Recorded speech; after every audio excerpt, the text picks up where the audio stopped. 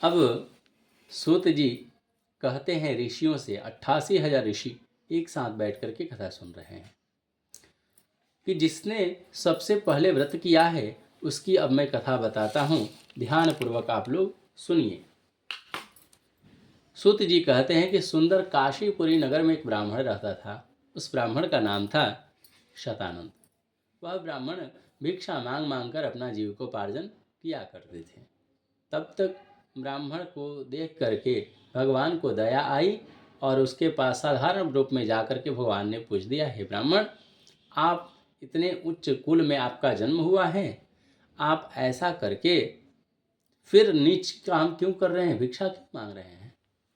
शतानंद ब्राह्मण ने कहा कि हे प्रभु, मैं जीविकोपार्जन के लिए अपनी भिक्षा का मांग कर रहा हूँ और इसी से अब मेरा जीवन यापन चलता है। मेरे पास दूसरा कोई उपाय नहीं है। यदि आप कोई उपाय जानते हो तो कृपा करके मत बताइए मुझे, मैं भिक्षा मांगना छोड़ करके वही उपाय करने में लग जाऊंगा। भगवान ने श्री सत्यनारायण भगवान की पूरी विधि बता दी और अंतर ध्यान हो गए।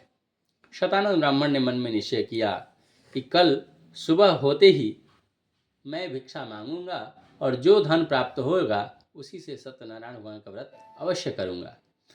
इस विचार को लेकर जब घर में आए और सोने के लिए प्रयत्नशील हुए तो रात भर करवट बदलते ही रात बीत गई। उन्हें नींद नहीं आई।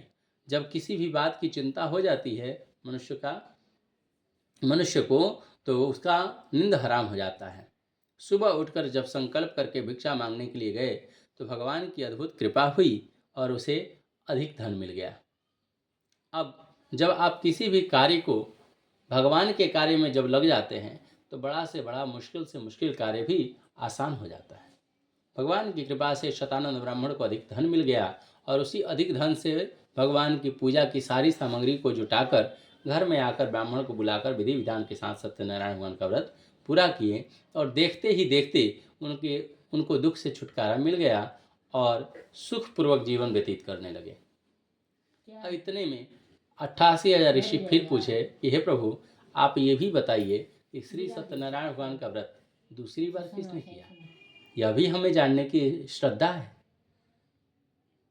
सूत जी कहते हैं कि एक बार वही ब्राह्मण, शतानंद नाम के ब्राह्मण, अपने घर में ब्राह्मण को बुलाकर सत्यनारायण भगवान का व्रत कर ही रहे थे। तब तक लकड़हरा लकड़ी बेचने वाला उस रास्ते से गुजर रहा था और ब्राह्मण के घर में भीड़ देख करके प्रवेश कर गया और जाकर ब्राह्मण देवता से पूछता है, हे प्रभु, भक्ति युक्त चित्त से यह आप क्या कर रहे हैं? इसके करने से क्या लाभ मिलता है? कृपा करके मुझे बताइए। ब्राह्मण देवता ने कहा कि देखो, मैं बहुत गरीब ब्राह्मण था, भिक्षा मांग कर जीविकोपार्जन करता था, लेकिन जब से सत्यनारायण भगवान का पूजा कर रहा हूँ, व्रत कर रहा हूँ, तब से लेकर मैं बहुत सुखद अनुभव कर रहा हूँ और मुझे किसी चीज़ की कोई कमी नहीं है। इतने में बैठ करके वह कथा सुनने लगा। तब तक ब्राह्मण देवता ने सुना दिए कि कितना भी जरूरी कार्य क्यों न हो, जब तक प्रसाद भक्षण न करें तब तक अपने घर ना जाएं।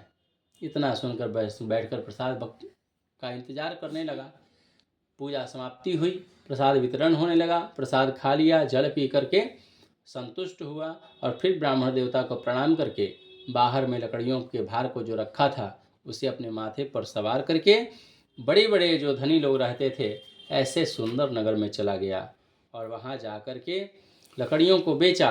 लकड़ियों को बेचने से जो धन की प्राप्ति हुई उससे भली भांति सारे पूजन सामग्री को जुटाते हुए ब्राह्मण को बुलाकर अपने घर पर श्री सत्यनारायण व्रत धूमधाम से संपन्न किया और जब तक जीवित रहा तब तक सुखपूर्वक जीवन आनंद पूर्वक व्यतीत किया और मरने के बाद बैकुंठ धाम को चला गया। बोलिए श्री सत्यनारायण भगवान की। फिर से ले लीजिए।